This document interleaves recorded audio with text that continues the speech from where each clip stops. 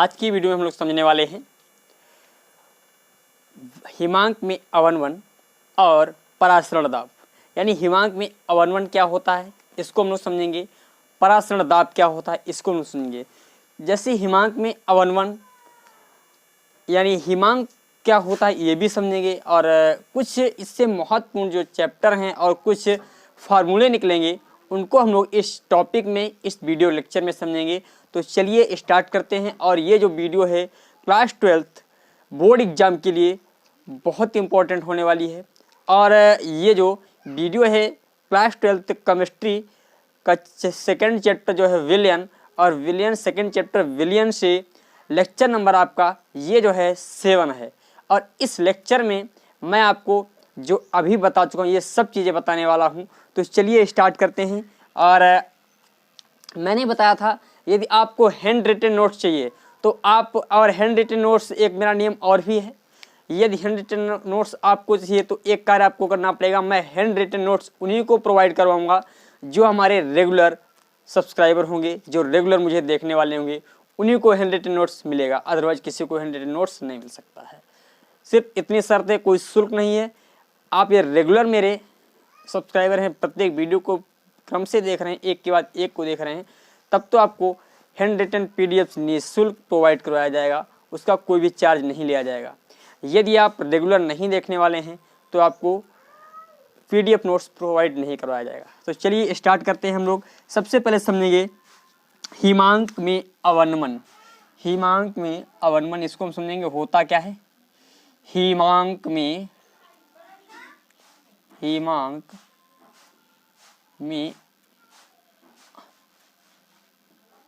अवनमन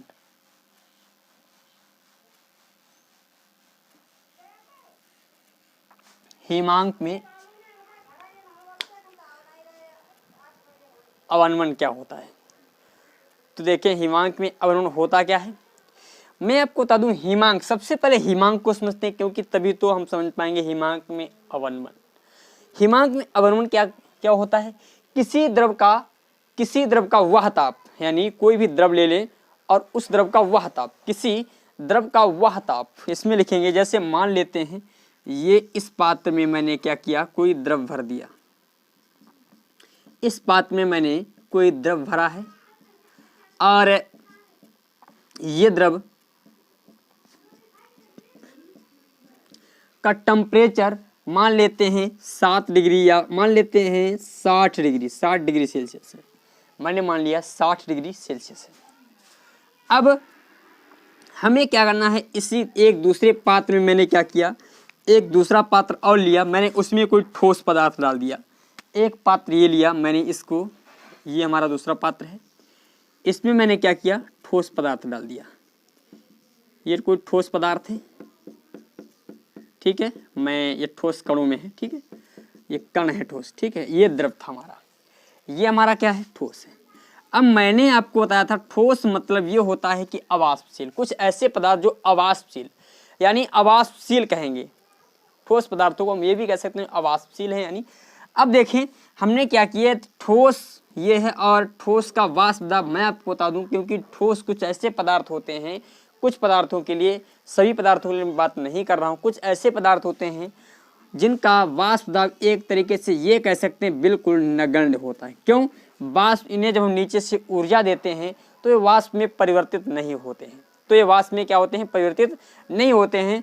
तो इसका मतलब हम ये कह सकते हैं जो इनके जो वाष्प द्वारा, भाई इनकी वाष्प होती है, मैं इनकी वाष्प को बना रहा हूँ, ये इनकी जो हुई वाष्प हुई, मैं समझ लेता हूँ,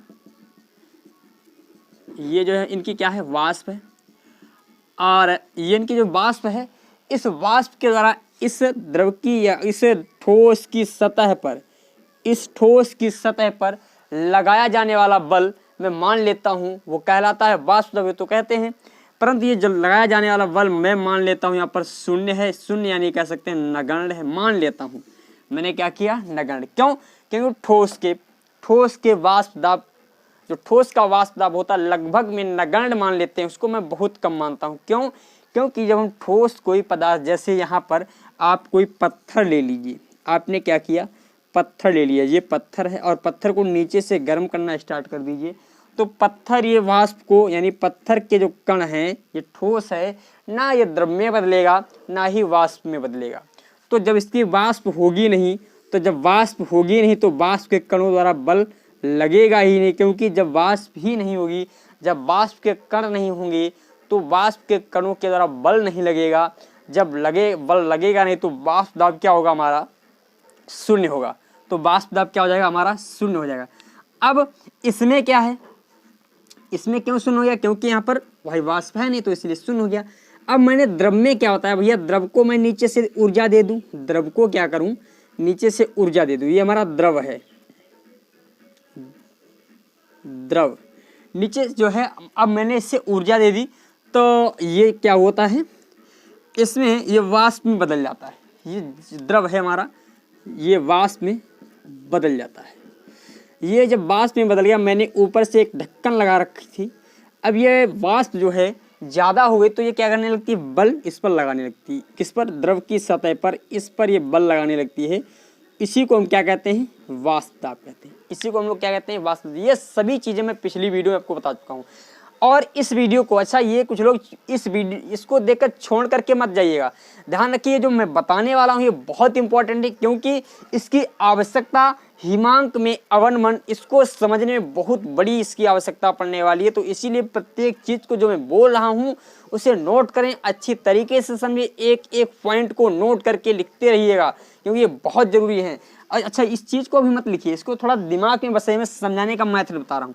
अब मैंने क्या किया, इसके ताप को मैं कम करता रहा। अब मुझे मालूम है जब मैं ताप को कम करता हूं तो वाष्प दाब क्या होता है, वाष्प दाब भी कम होता है, यानी ताप को कम करने से वाष्प दाब भी कम होता है। मैंने ताप को 50 कर दिया तो वाष्प दाब यह कम हो गया। अब मैंने जो है 40 कर दिया, 30 कर दिया, यानी कम करते आ गया, वाष्प दाब को मैं कम करता रहा। जब मैं वाष्प दाब को कम करता रहा, एक ऐसी स्थिति आ गई, मान लेते हैं, सपोज कर लेते हैं कि मान 10 डिग्री सेल्सियस पर, मैंने मान लिया 10 डिग्री सेल्सियस पर जो इसका लगने वाला जो वाष्प दाब था, लगने वाला जो वाष्प दाब था क्या हो गया, शून्य हो गया। लगने वाला वाष्प दाब क्या हो गया, शून्य हो गया। तो यहाँ पर भी कब वाष्प दाब शून्य हुआ, कब, जब हमारा टेम्परेचर था 10 डिग्री सेल्सियस, उस समय हमारा वाष्प दाब क्या था, शून्य था। जब हमारा ताप 10 डिग्री सेल्सियस था उस समय का वाष्प दाब शून्य था। और इधर ठोस का वाष्प दाब मैंने बता ही दिया है क्या होता है, शून्य। तो इसमें हिमांक की परिभाषा को हम इस प्रकार लिखेंगे, किसी द्रव का वह ताप, किसी द्रव का, द्रव ये है, का वह ताप जिस पर द्रव का वाष्प दाब, द्रव का जो वाष्प दाब है ठोस के वाष्प दाब के बराबर हो जाता है, ठोस के वाष्प दाब के बराबर हो जाता है। अर्थात हम ये कह सकते हैं शून्य हो जाता है। मैंने सपोज कर लिया यहाँ पर शून्य, तो यहाँ पर ये शून्य कहना उचित नहीं रहेगा, तो मैं यहाँ पर इसलिए लिखूंगा किसी द्रव का वह दाब, किसी द्रव का वह, यानी वह दाब जो 10 डिग्री सेल्सियस मैंने माना है, किसी द्रव का वह दाब जिस पर द्रव का वाष्प दाब ठोस के वाष्प दाब के बराबर हो जाता है, उसे हम कहते हैं हिमांक। क्या कहते हैं, उसी को हम कहते हैं हिमांक। हिमांक कहे तो इंग्लिश में कहते हैं फ्रीजिंग पॉइंट। क्या कहते हैं, फ्रीजिंग पॉइंट। इसे लिखना चाहें तो लिखेंगे किसी द्रव का वह ताप, किसी द्रव का वह ताप, जिस पर, किसी द्रव का वह ताप जिस पर द्रव का वाष्प दाब,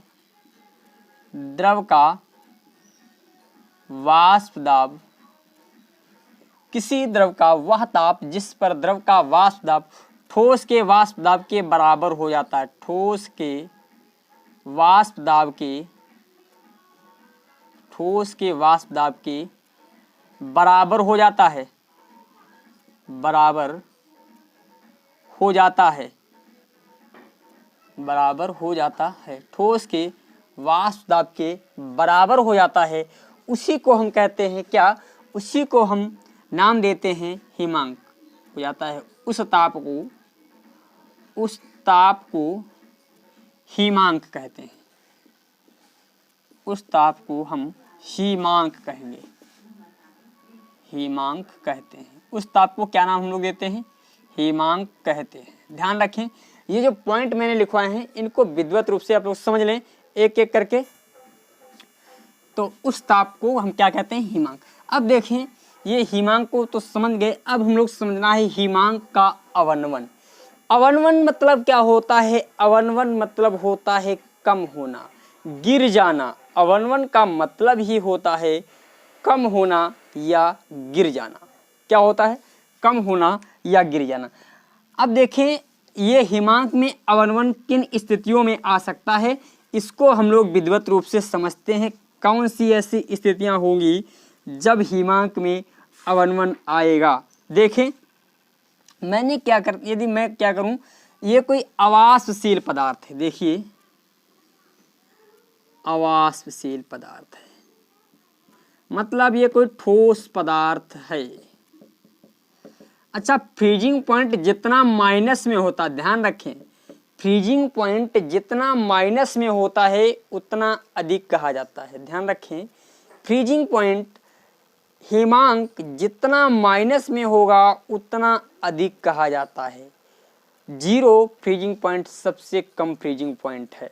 0 फ्रीजिंग पॉइंट सबसे कम, इससे कम जो है जो आते हैं उससे ज़्यादा, मतलब 0 फ्रीजिंग पॉइंट के उधर जितना बढ़े वो जितना कहेंगे ज़्यादा। इधर फ्रीजिंग पॉइंट का मतलब पॉजिटिव जितना होगा वो उतना कम होगा, नेगेटिव वाला होगा उतना ज़्यादा होता है। ध्यान रखें। अब मैंने क्या किया, किसी अवाष्पशील पदार्थ को, अवाष्पशील पदार्थ में मैंने कोई वाष्पशील पदार्थ मिला दिया। मैंने क्या किया, यदि कोई वाष्पशील पदार्थ मिला देते हैं, अब इसमें वाष्पशील पदार्थ को मैंने क्या किया, मिला दिया। जब मैंने वाष्पशील पदार्थ को मिला दिया तो होता क्या है, जब वाष्पशील पदार्थ मिला देते हैं तो इसके वाष्प दाब में आ जाती है कमी। क्यों, थोड़ी सी बात समझें भैया। ये वाष्पशील, मैंने इससे पहले आपको बताया था कि ये कोई क्या है, वाष्पशील पदार्थ, और वाष्पशील पदार्थ का वाष्प दाब क्या होता है, ज़्यादा होता है। और इसमें कोई अवाष्पशील पदार्थ मिला दिया जाए, यानी अवाष्पशील पदार्थ जब मिला दिया गया, जब इसमें अवाष्पशील पदार्थ मिला दिया गया तो इसका वाष्प दाब कम होता है। और वही चीज़ यहाँ पर भी है, वही क्रियाकलाप जो है यहाँ पर भी है। इसमें भी ये बताया गया है, ये अवाष्पशील था और अवाष्पशील में ये रेड जो है ये क्या था, हमारा वाष्पशील, यानी अवाष्पशील में वाष्पशील को मिलाया है। मतलब बात वही है कि किसी वाष्पशील में अवाष्पशील को ही मिलाया। बात मतलब दोनों को, जैसे हम ये कह दें कि भैया वाष्पशील और प्लस अवाष्पशील, प्लस अवाष्पशील, मतलब हमने क्या कहा, वाष्पशील पदार्थ को अवाष्पशील पदार्थ में मिलाने पर क्या होता है, वाष्प दाब में कमी आ जाती है, वाष्प दाब में कमी आ जाती है। अच्छा, इसको हम इस प्रकार भी लिख सकते हैं, अवाष्पशील, अवाष्पशील पदार्थ में, अवाष्पशील पदार्थ में यदि मैं क्या करूं, वाष्पशील पदार्थ मिला दूं, वाष्पशील पदार्थ मिला दूं, अवाष्पशील पदार्थ में यदि मैं कोई वाष्पशील पदार्थ मिला दूं तो क्या होता है, तब भाई बात तो वही है, तो भी क्या होगा, वाष्प दाब कम हो जाएगा। अब थोड़ा समझो, इसका मतलब इसका जो वाष्प दाब क्या हो गया, कम हो गया। यानी ये जो है वाष्प दाब को मैंने अभी बताया था, ये देखिए ऊपर जो वाष्प दाब लगता है, इस ढक्कन यानी जो है ये द्रव है, और ये द्रव को जब मैं ऊर्जा देता हूँ तो ये वाष्प जो है वाष्प में बदल जाता है, भाप में बदल जाता है। जब ये भाप में बदलता है और ये ऊपर से ढक्कन लगी है, वही भाप क्या करती है, द्रव की सतह पर बल लगाती है, उसी को हम क्या कहते हैं, वाष्प दाब कहते हैं। अब भैया यहाँ पर वाष्प दाब क्या हुआ है, कम, यानी ये लगने वाला बल क्या हुआ है, कम हुआ है। तो इसका मतलब हम ये कह सकते हैं यहाँ पर अवाष्पशील पदार्थ ज़्यादा था। मैंने आपको बताया था, यानी वाष्प दाब कब कम होगा, वाष्प दाब कब कम होगा, जब ताप क्या होगा, कम होगा। जब टेम्परेचर कम होगा तो वाष्प दाब भी क्या हो जाएगा, कम हो जाएगा। तो इसका मतलब हम यहाँ से एक चीज़ कह सकते हैं, टेम्परेचर भी कम हो रहा है तो मतलब ताप में गिरावट आ रही है, ताप में क्या आ रही है, गिरावट आ रही है। इसी को हम लोग कहते हैं हिमांक, हिमांक में अवनमन, यानी ताप में क्या आ रही है, कमी आ रही है। तो इसी को हम लोग क्या कहते हैं, हिमांक में अवनमन। क्यों, क्योंकि वाष्प दाब में गिरावट आई। और इससे जस्ट पहले मैंने बताया था कि जैसे भैया एक जगह पर देखा था, ये जो पात्र ऐसा अभी मैंने यहाँ पर बनाया था चित्र, यहाँ पर मान लेते हैं 100 डिग्री या मान लेते हैं 60 डिग्री सेल्सियस जब टेम्परेचर था, यहाँ पर कोई भी वाष्प दाब था XYZ मान लेते हैं 2 वाष्प जो है 2 पास्कल था, वाष्प 2 पास्कल वाष्प दाब था। मैंने 50 किया था तो और कम हुआ था, 10-40 किया था और कम हुआ था। जब मैंने 10 डिग्री कर दिया था तो यहाँ पर शून्य हो गया था, क्या, वाष्प दाब। मतलब वाष्प दाब कम हो रहा है तो ताप भी क्या हो रहा है, कम हो रहा है। वाष्प दाब के साथ साथ हमारा ताप भी कम हो रहा है। इससे एक चीज क्लियर हो गई कि वाष्प दाब में कमी आती है, अर्थात हम ये कह सकते हैं हिमांक में अवनमन हो रहा है, हिमांक में कमी आ रही है। तो इस पॉइंट को ऐसे लिखेंगे। अच्छा, मैं यहाँ पर थोड़ा डेफिनेशन ये अच्छी तरीके से समझाने की कोशिश इसलिए करता हूँ ताकि आपके दिमाग में फिट हो जाए, नहीं तो मैं भी वैसे ही लिखवा सकता हूँ आपको जो है याद करने वाली चीज़, पर मैं कोशिश करता हूँ आपको समझ में आ जाए जिससे आपके दिमाग में फीड हो सके। ये चीज़ें मैं जो बोल रहा हूँ यदि आपके दिमाग में फीड हो गई, एकदम लॉक हो गई, तो आप कभी भविष्य में इन्हें भूल नहीं सकते हो, चाहे जब चाहे जहाँ इनका प्रयोग कर सकते हो अच्छी तरीके से।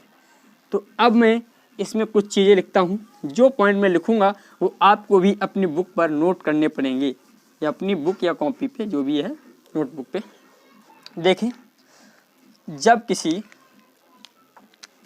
लिखेंगे, जब किसी अवाष्पशील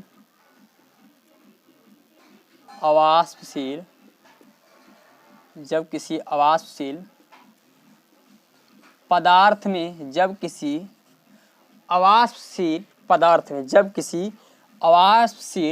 में कोई वाष्पशील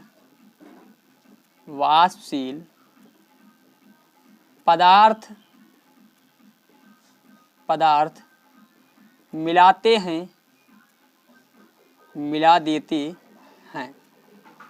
क्या करते हैं, जब किसी अवाष्पशील पदार्थ में कोई वाष्पशील पदार्थ मिला देते हैं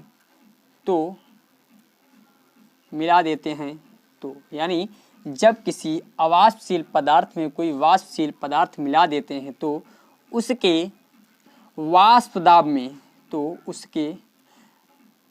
प्राप्त विलयन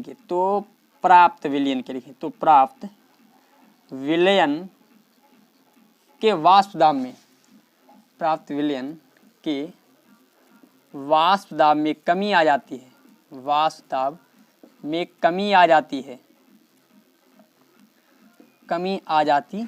है, अर्थात हिमांक में कमी आ जाती है, हिमांक में कमी आ जाती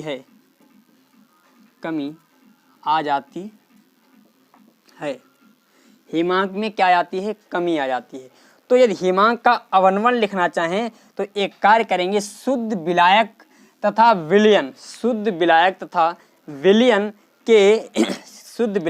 विलयन के हिमांकों के अंतर को हम क्या कहते हैं, हिमांक का अवनमन कहते हैं। लिखेंगे, एक पॉइंट इसमें लिख लें, क्योंकि भाई शुद्ध विलायक का वाष्प दाब ज्यादा था और विलयन जब बनाया तब क्या हो गया, कम हो गया, यानी वाष्प दाब धीरे धीरे क्या हुआ, कम। तो वाष्प दाब में आ गई है कमी, तो इसका मतलब हम ये चीज कह सकते हैं, क्या कह सकते हैं, देखें तो इसका देखो कैसे डेफिनेशन को लिखना चाहें तो क्या लिखेंगे, जब किसी डेफिनेशन से लिखेंगे, जब वाष्प अवनमन क्या लिखेंगे, शुद्ध विलायक, ये लिखें शुद्ध विलायक तथा विलयन के हिमांकों के अंतर को हिमांक का अवनमन कहते हैं। हिमांकों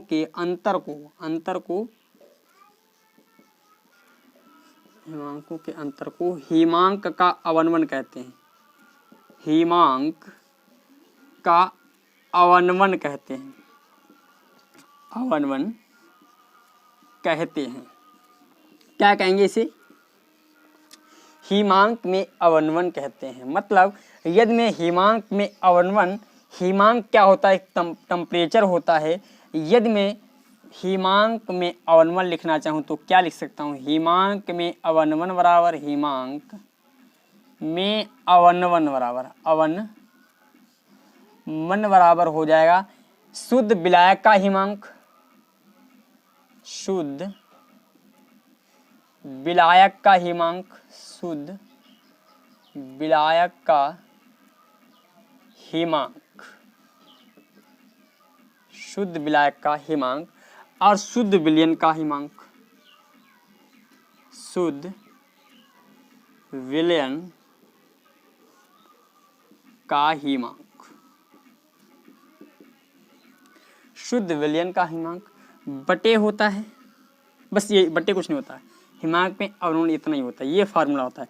अब मैं मान लूँ हिमांक में अवनवन जो है डेल्टा टी और हिमांक मतलब फ्रीजिंग पॉइंट यानी डेल्टा एफ में मान लेता हूँ, और विलायक के ताप को यानी शुद्ध विलायक के ताप जो हिमांक मान लेता हूँ टी नॉट है, मैंने मान लिया टी नॉट है, और विलयन का जो हिमांक है वो टी एस है, इसका टी नॉट है टी एस, तो जो हमारा हिमांक में अवनवन आ जाएगा वो इस प्रकार आ जाएगा। अच्छा, इस फार्मूले से देखने में एक चीज लग रही है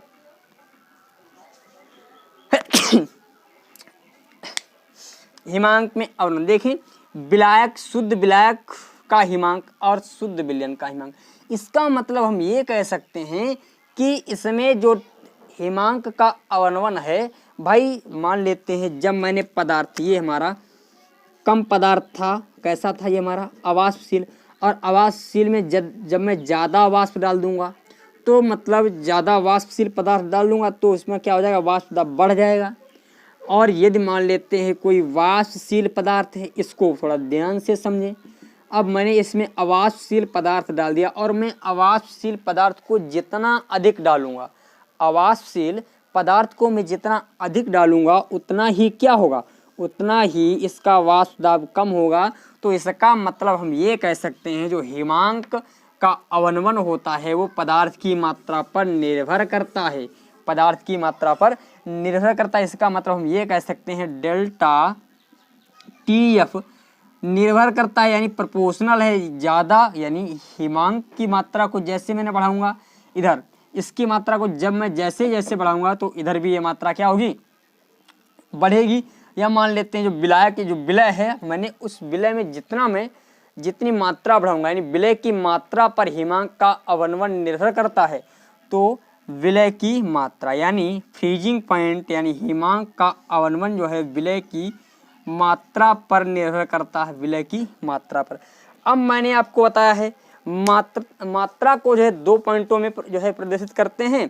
मात्रा को, विलय की मात्रा को या तो मोल प्रभाज में लिखिए या तो मोललता में लिखिए, तो मैं यहाँ पर मोललता में लिखता हूँ, यानी विलय इसको मैं किस में लिखूंगा, डेल्टा टी एफ प्रोपोर्शनल मैं लिखता हूँ मोललता की, मोललता की। क्यों मोललता के लिए क्यों लिखूंगा, क्योंकि विलय की मात्रा को हम लोग क्या करेंगे, मोललता से लिखेंगे। और मोललता से क्यों लिखेंगे, क्योंकि विलय की मात्रा एक ऐसा पद है, विलय की मात्रा एक ऐसा पद है जो ताप पर निर्भर नहीं करता है, वजन जो है हमारा ताप पर निर्भर नहीं करता है, तो इसीलिए मैंने यहाँ पर क्या किया, मोललता कर दिया। अच्छा, डेल्टा टी एफ प्रोपोर्शनल मैं इसे यम लिख सकता हूँ, क्यों, क्योंकि मोललता को हम लोग एम से डिनोट करते हैं। अब यहाँ पर क्या होता है, डेल्टा टी एफ को तो ऐसे लिखा रहने दीजिए, प्रोपोर्शनल का निशान हटाओगे तो यहाँ पर के, और देखिए उसमें हम लोग यानी किसमें क्वथनांक का उन्नयन जब हमने बताया था आपको, तो वहाँ पर लाए थे बी, परंतु वहाँ पर क्यों बी मतलब था बॉइलिंग पॉइंट, परंतु यहाँ पर हम लिखेंगे एफ मतलब फ्रीजिंग पॉइंट, और यहाँ पर लिख देंगे यम, यहाँ पर क्या लिख देंगे हम लोग यम। जहाँ पर ये आपका के एफ क्या है, जहाँ पर हमारा के एफ बराबर है, के एफ जो है हमारा मोलल अवनवन स्थान स्थिरांक, मोलल या मोलर कह सकते हैं, मोलर अवनवन स्थिरांक, ये हमारा क्या है, अवनवन स्थिरांक है। अच्छा, इसकी जो मैं क्रियाविधि या मैकेनिज्म देखूं तो किस प्रकार देखें, हम लोगों ने डेल्टा टी एफ बराबर यहाँ है के एफ यम, अच्छा यम बराबर, यम क्या है मोललता, और मोललता बराबर होता क्या है, मोललता बराबर होता है यन, यानी यन क्या है मोलों की संख्या, मोलों की संख्या, यहाँ पर यन मोलों की संख्या, मोलों की,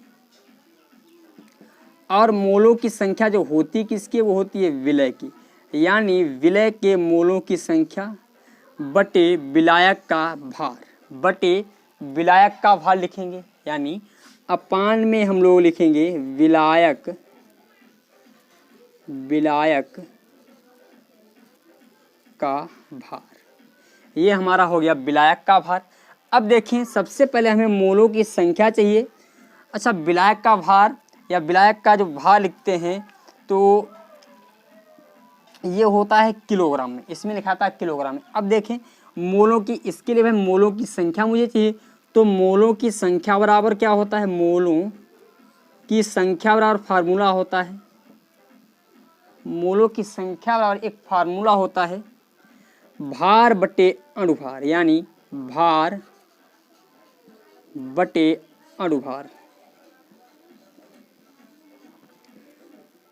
भार क्या है, मैं मान लेता हूँ W के, इसे मैं केवल W मानता हूँ, इसे मैं केवल W मानता हूँ, और अणुभार को मान लेता हूँ यम। अब ये जो है मोलर मास का, मोलर यानी मोलों की संख्या की, यानी यहाँ पर मोलों की संख्या की जगह पर ये चीज़ वैल्यू पुट कर दीजिए, तो यम बराबर जो फार्मूला आ जाएगा W/यम इनटू, अब देखिए ये विलायक का भार क्या होगा, ये भी हमारा ऊपर चला जाएगा, यानी W kg हो जाएगा, क्या हो जाएगा W kg। ये क्या मिल गया हमें, ये जो है मिला है हमें मोलरता बराबर, ये मोलरता का सूत्र मिल गया, ये मोलरता का फार्मूला मिल गया। जब ये मोलरता का फार्मूला मिल गया, अब मैं इस फार्मूले को यहाँ पर वैल्यू पुट करता हूँ। देखें यदि मैं इस वाले फार्मूले में डेल्टा TF बराबर KF और यम की जगह पर ये वैल्यू पुट कर दीजिए, तो इनटू W बाई हो जाएगा, क्योंकि मोलरता है तो यम यानी molar mass into W kg, और ये जो है द्रव्यमान हमारा किस में है, किलोग्राम में है, ये द्रव्यमान हमारा किलोग्राम में है। तो अब हम किलोग्राम में लिखते नहीं हैं, हमें इसे लिखते हैं ग्राम में, तो किलोग्राम को ग्राम में बदलने के लिए, यानी केजी को ग्राम में बदलने के लिए डिवाइड कर देते हैं 1000 से, किसको, इसको भाग दे देंगे 1000 से, तो देखिए फार्मूला आ जाएगा डेल्टा TF बराबर आ जाएगा KF इंटू W/यम इंटू W kg, और यहाँ पर डेल्टा TF बराबर KF इंटू W/यम, और ये 100 क्या होगा भैया, थोड़ी मिस्टेक हो गई, मैं इससे 100 से भाग दूंगा ना, 100 से भाग दिया मैंने, तो यहाँ पर जो हमारा फाइनल फार्मूला निकल के आएगा डेल्टा TF, और ये 100 क्या होगा ऊपर चला जाएगा, तो आ जाएगा KF इंटू W इंटू 100 नहीं 1000 अपान यम इंटू W ग्राम। ये फार्मूला जो आया है वो फाइनल फार्मूला निकल करके आ गया। ये जो है हमारा फाइनल फार्मूला है। इस फार्मूले की हमें बहुत जगहों पर आवश्यकता पड़ेगी, तो ये पूर्ण रूप से आप इसका स्क्रीनशॉट लीजिए, और ये बहुत इम्पॉर्टेंट, मोस्ट इम्पॉर्टेंट कहें तो ये टॉपिक था, और इसे यदि आप समझ गए हैं तो बहुत सी चीज़ आपको समझ में आने वाली हैं। तो ध्यान रखें, प्रत्येक चीज़ों को अच्छी तरीके से समझें ताकि आपके बोर्ड एग्जाम में आसानी हो। और मैं आपको बता दूं, यदि आप हमारे चैनल से शुरुआत से क्रम से प्रत्येक वीडियो को विधिवत रूप से देख रहे हैं तो आपको ये चीज़ एकदम क्लियर हो गई होगी। आज इसमें कोई भी दिक्कत होने वाली नहीं है। यदि आप नए स्टूडेंट हैं, जो नए स्टूडेंट हैं वो देखेंगे तो उनको दिक्कत हो सकती है, तो मैं उनसे एक ही बात कहूँगा, मैं पहले ही कह चुका हूँ, आप सबसे पहले जाइए हमारे चैनल को सब्सक्राइब कीजिए, और सब्सक्राइब करने के पश्चात आप प्लेलिस्ट में जाएंगे तो प्लेलिस्ट में आपको 3-4 प्लेलिस्ट मिलेंगी। तो सबसे पहले आपको जाना है केमिस्ट्री क्लास 12, लिखा होगा केमिस्ट्री क्लास 12, उसमें ये जो है एक प्लेलिस्ट बनी है, उसी प्लेलिस्ट में ये सभी वीडियो आपको क्रम से मिल जाएंगी, एक तरफ से मिल जाएंगी। उन सभी वीडियो को आप देखिए। मेरा प्रॉमिस है, मेरा वादा है, आपको केमिस्ट्री बिल्कुल अच्छी तरीके से क्लियर हो जाएगी यदि आप विधिवत रूप से देखते हैं। और इसके अतिरिक्त यदि आप फिजिक्स को पढ़ना चाहते हैं तो फिजिक्स के लिए मैंने एक अलग प्लेलिस्ट बना रखी है। उसमें क्या है, फिजिक्स पढ़ें एकदम शुरुआत से, ये प्लेलिस्ट का नाम है, फिजिक्स पढ़ें एकदम शुरुआत से। तो उसमें जाएंगे तो आपको सभी वीडियो क्रम से मिल जाएंगे और उसमें लगभग में 40 वीडियो करीब अपलोड हो गई हैं फिजिक्स की। तो उन्हें आप बिल्कुल देखिएगा। मेरा प्रॉमिस है, मैं लगभग में सितंबर तक फिजिक्स और केमिस्ट्री दोनों आपके फिनिश करने की कोशिश करूंगा और उसके बाद मैं रिवीजन करवाऊंगा। आपका थोड़ा आपका सहयोग चाहिए। अपने साथियों को शेयर कीजिए, अपने दोस्तों को शेयर कीजिए और हमारे चैनल को ज़्यादा से ज़्यादा आप लाइक कीजिए। यदि आप लाइक नहीं कर सकते तो डिसलाइक ज़रूर कीजिएगा। यदि आप डिसलाइक करेंगे तो मुझे थोड़ा लगेगा कमी कहाँ पर हुई, और यदि आपको पसंद आए तो लाइक करने के लिए छोड़ना भी मत, ध्यान रखें। अब देखिए हम लोग, इसके बाद मैंने जो लास्ट टॉपिक बताया था वो होता है परासरण दाब। और परासरण दाब में भी कई नियम है। ये चैप्टर हमारा, इस चैप्टर में अभी इसके पश्चात एक वीडियो हो सकता है, एक या दो बन जाएं। तो इन 2 वीडियो में पूर्ण चैप्टर को एंड करूंगा। और मैं आपको बता दूं, मैं पहले सब क्वेश्चन ही बता रहा हूं अभी आपको, पहले मैं सब थ्योरेटिकल, अभी अंकीय क्वेश्चन पे नहीं जा रहा हूं। मैं अंकीय क्वेश्चन भी लगवाऊंगा। बिल्कुल मैं फिजिक्स की तरह मैंने अंकीय क्वेश्चन की एक प्लेलिस्ट बना रखी है फिजिक्स में। यदि आप अंकीय क्वेश्चन लगाना चाहते हो आप फिजिक्स की प्लेलिस्ट में जाइए और एक तरफ से आपको सभी अंकीय क्वेश्चन भी मिल जाएंगे। और मैं बहुत जल्दी ही कोशिश करने वाला हूँ ये पूर्ण फिजिक्स और केमिस्ट्री दोनों के अंकित प्रश्न की आपको प्लेलिस्ट मेरे चैनल पर मिल जाएगी, जिससे आप लोग अच्छी तरीके से इन्हें पढ़ सकते हो।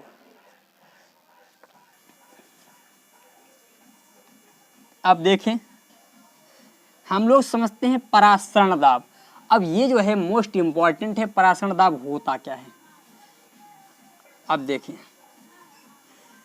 परासरण दाब से पहले हम लोगों को कुछ चीज और समझनी है।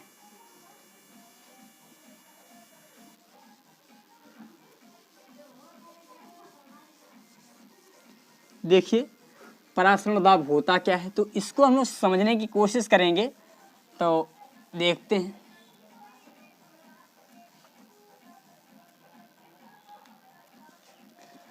तो परासरण दाब, इसको विधिवत रूप से समझने की कोशिश करना भैया।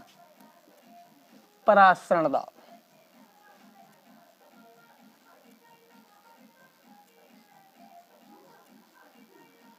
परासरण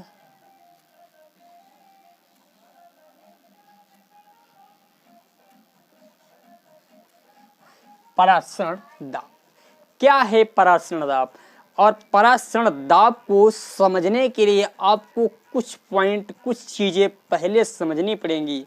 तो उनको समझते हैं पहले, उसके बाद में परासरण दाब पर आऊंगा। परासरण दाब को मैं आज ही बताऊंगा और उसके बाद परासरण दाब से संबंधित कुछ नियम हैं उनकी चर्चा मैं कल करूंगा।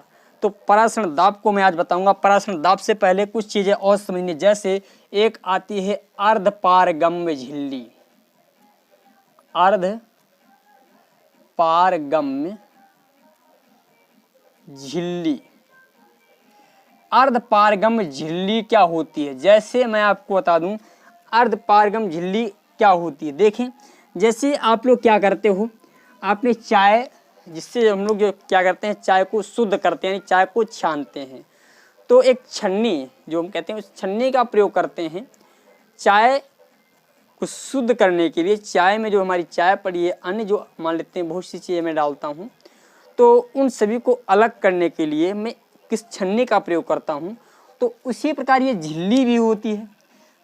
क्यों, जैसे इसमें मान लिया ये हमारा क्या है, पानी है, ये क्या है हमारा पानी है, और इस पानी में मैंने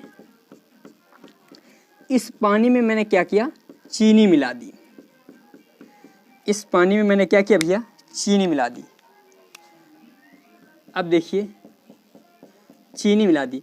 अब एक ऐसी हम झिल्ली या ऐसी परत या ऐसी छन्नी कह सकते हैं लाएं जो क्या करे, चीनी के कणों को अलग कर दे, चीनी के कणों को अलग कर दे। मैं अभी घुली नहीं है चीनी, उस समय के लिए बात कर रहा हूँ। अभी चीनी क्या है, हमारी घुली नहीं है। अब मैंने क्या किया, यहाँ पर एक छन्नी लगा दी, ये हमारी जो है छन्नी हो गई। मैंने क्या किया, यहाँ पर जो है इसके लिए क्या हुआ, जब मैंने इसको इसमें पलटा इस छन्नी में, तो होता क्या है, ये पानी, यानी पानी क्या है हमारा, विलायक है। पानी क्या है हमारा, विलायक है। और चीनी क्या है हमारा, विलय है। चीनी जो है हमारा विलय है। तो एक ऐसी झिल्ली जो, अब इसमें जब हम इसको, इस पूर्ण विलयन को जब इसमें डालेंगे तो पानी हमारा क्या होगा, निकल जाएगा। पानी हमारा नीचे निकल जाएगा। किस प्रकार,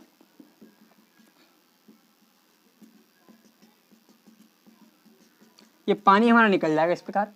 और ऊपर क्या रह जाएगी, हमारी चीनी रह जाएगी। ऊपर जो है हमारी चीनी रह जाएगी, मतलब चीनी रह जाएगी। यहाँ पर जो है हमारी चीनी रह जाएगी।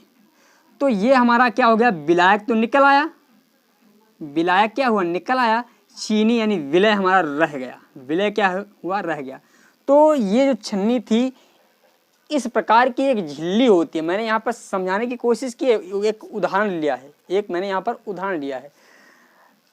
ऐसी झिल्ली जो किसी विलयन में विलायक के कणों को जाने देती है और विलय के कणों को रोक लेती है। एक ऐसी झिल्ली जो किसी विलयन में उपस्थित विलायक के कणों को अपने से निकल जाने देती है, यानी अपने से जाने देती है, अलग कर देती है, और विलायक के कणों को, यानी विलायक के कणों को जाने देती है और विलय के कणों को रोक लेती है। एक ऐसी झिल्ली जो स्वयं से विलायक के कणों को जाने देती है और विलय के कणों को रोक लेती है, कहलाती है अर्धपारगम्य झिल्ली। क्या कहलाती है, अर्धपारगम्य झिल्ली। तो इसमें एक पॉइंट लिखेंगे, एक ऐसी झिल्ली, इसे लिखें, यह एक ऐसी झिल्ली होती है, यह एक ऐसी झिल्ली होती है,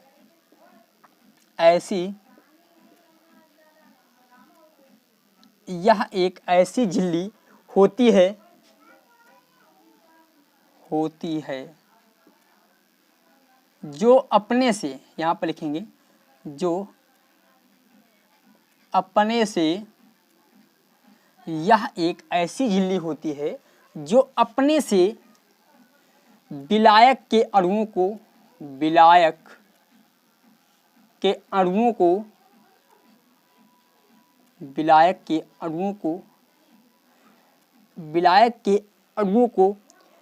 जाने देती है,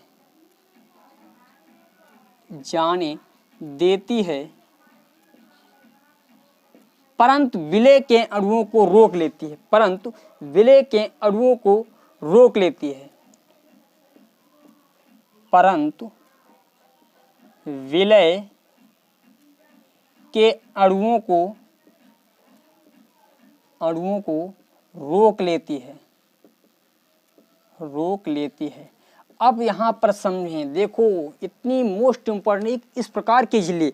अब मैं चीनी और पानी को घोल भी दूं, यदि मैं इस झिल्ली का प्रयोग कर लूं तो चीनी के कणों को ये झिल्ली जाने नहीं देगी। चीनी के कणों को ये झिल्ली रोक लेगी, ये जल के कणों को निकल जाने देगी, जल के कणों को क्या करेगी, निकल जाने देगी, और चीनी के कणों को रोक लेगी। इस प्रकार की जो झिल्ली होती है उसी हम लोग कहते हैं अर्धपारगम्य झिल्ली। और ये अर्धपारगम्य झिल्ली आपकी दो प्रकार की होती हैं। अर्धपारगम्य झिल्ली जो होती हैं आपकी दो प्रकार की होती हैं। यहाँ पर लिखेंगे अर्धपारगम्य झिल्ली, अर्धपारगम्य झिल्ली दो प्रकार की होती हैं, दो प्रकार की होती है। अर्धपारगम्य झिल्ली दो प्रकार की होती है। नंबर 1 में आती है प्राकृतिक अर्धपारगम्य झिल्ली। प्राकृतिक भी होती हैं, आप देखें प्राकृतिक कौन कौन सी होती हैं। प्राकृतिक अर्धपारगम्य झिल्ली, अर्धपारगम्य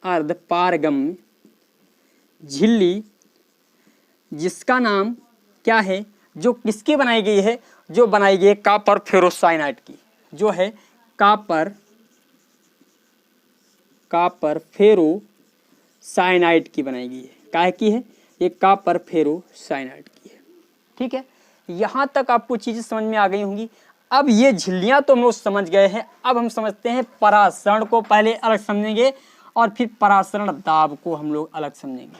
ठीक है, परासरण को और परासरण दाब को मैं इसे रफ करता हूँ, और ये जो पॉइंट मैं बताने वाला हूँ ये बहुत इंपॉर्टेंट है, ध्यान रखें।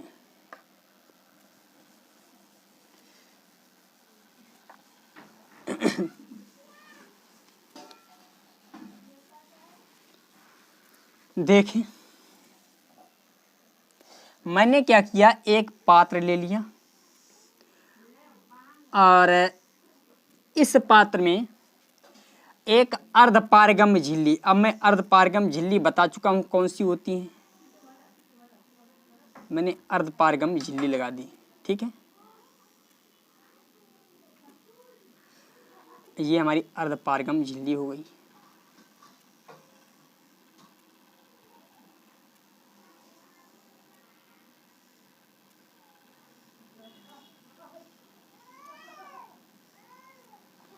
ये हमारी क्या होगी, अर्धपारगम्य झिल्ली। अब मैंने क्या किया, एक इसमें क्या किया, एक विलयन, ये मान लेते हैं, दो ये इधर भर दिया मैंने, एक विलायक, विलयन इधर भी भर दिया मैंने, मान लेते हैं इधर भी एक विलयन ही है, ये मैंने विलयन इधर भी भर दिया। और विलयन में दो अवयव होते हैं, एक विलय और एक विलायक। ये मान लिया जो रेड कलर वाला है वो हमारा विलायक है और ये हमारा विलय है, ये हमारा क्या है, विलय है। ठीक है, ये हमारा क्या है, विलय है। अब मैंने इधर भी एक विलयन भर दिया, एक विलयन इधर भी भर दिया, यानी इधर भी इस प्रकार का विलयन भर दिया।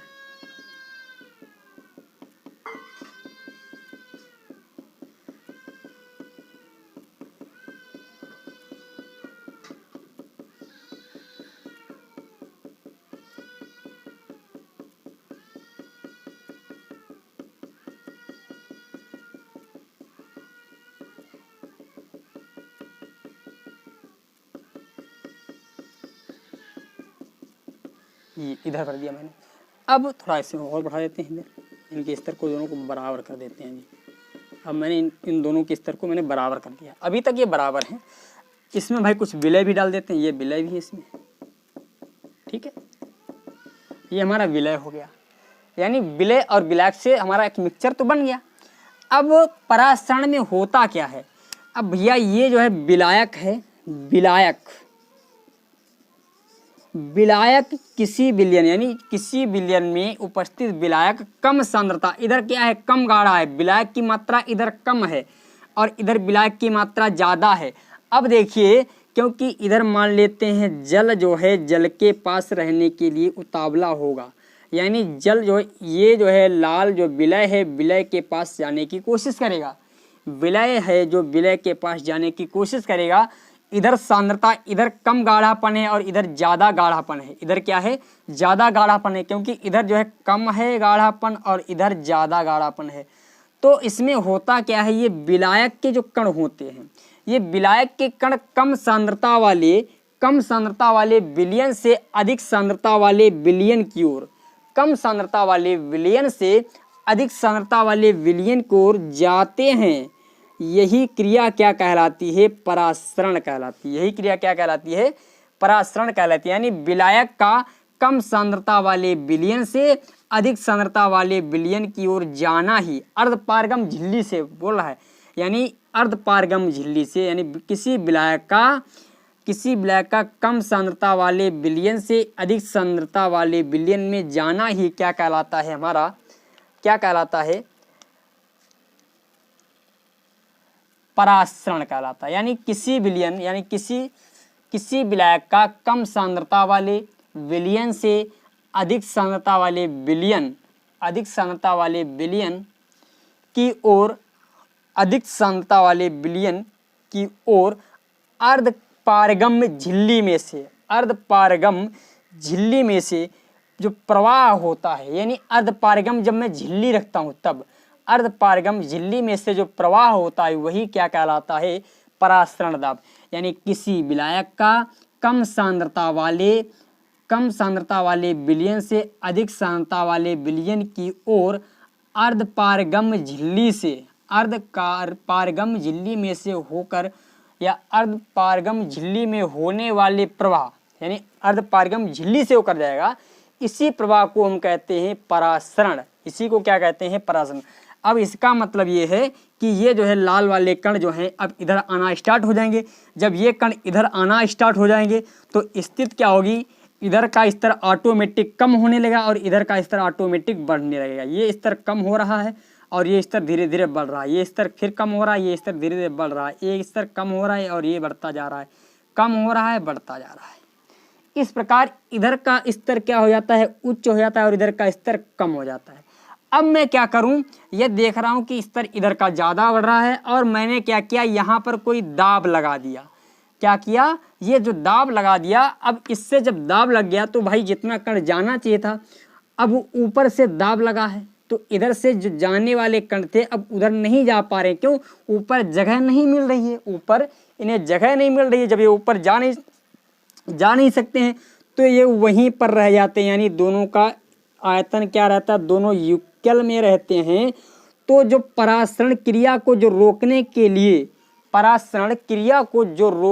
यानी परासरण क्रिया को रोकने के लिए जो दाब लगाते हैं उसी को हम कहते हैं परासरण दाब। क्या कहते हैं, परासरण दाब। इसकी परिभाषा को हम लोग विधिवत रूप से लिखें, मैंने क्या बताया फिर एक बार समझें। इधर हमारा कम सांद्रता वाला विलयन है और इधर ज़्यादा सांद्रता वाला। मैंने बताया कम सांद्रता वाले विलयन से, यानी कि कोई विलायक कम सांद्रता वाले विलयन से अधिक सांद्रता वाले विलयन को अर्धपारगम झिल्ली में से प्रवाहित होकर जाता है। अर्धपारगम झिल्ली में से प्रवाहित होकर जाता है, यही क्रिया कहलाती है परासरण। मैंने फिर बताया, जब कोई विलायक कम सांद्रता वाले विलयन से अधिक सांद्रता वाले विलयन की ओर अर्धपारगम झिल्ली में से होकर जाता है तो यही क्रिया कहलाती है परासरण। यही क्रिया क्या कहलाती है, परासरण। और परासरण क्रिया को रोकने के लिए जो हम बाह्य बल लगाते हैं, परासरण क्रिया जो हो रही है इस क्रिया को रोकने के लिए जो हम बाह्य बल लगाते हैं उस बल को हम कहते हैं परासरण दाब। उस बल को हम लोग क्या कहते हैं, परासरण दाब। मैं इस डिफिनेशन को लिख रहा हूँ और टाइम ज़्यादा हो गया है, इस वीडियो को मैं यहीं पर रोकूंगा। पहले डिफिनेशन लिख देता हूँ। देखें,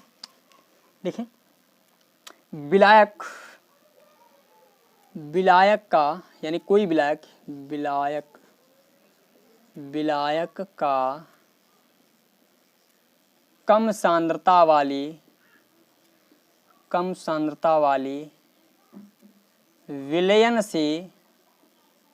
विलयन से अधिक सांद्रता वाली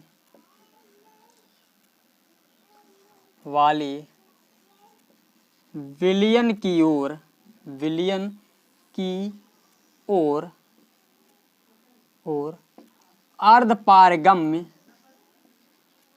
अर्धपारगम झिल्ली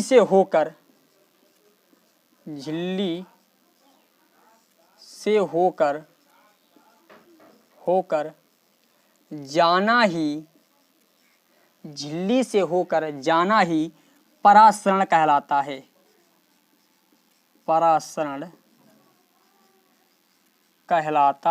क्या कहलाता है, परासरण कहलाता है।